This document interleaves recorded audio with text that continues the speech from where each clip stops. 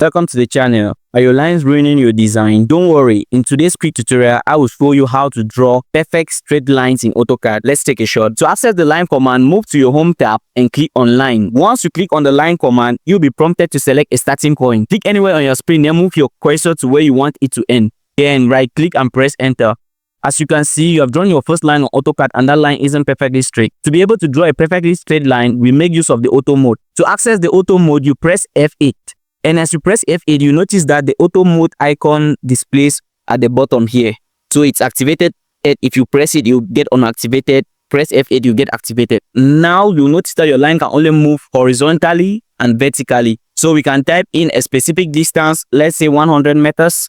You press enter. Now you can see that you have drawn a perfect straight line of 100 meters on AutoCAD. To be able to draw another line, you just need to reactivate the line command by pressing on the space bar, and you move your cursor towards the end of the line, and you can draw another 100 meters by typing in 100 meters. Continue the line by typing in another 100 meters to the horizontal, and you can take it back up to complete the line. You press enter. Now you have a square box of 100 meters by 100 meters. Now you know how to draw straight, precise lines in AutoCAD. Practice with auto mode to keep your lines clean and aligned. Don't forget to like, comment, and subscribe for more AutoCAD tips. See you in the next video.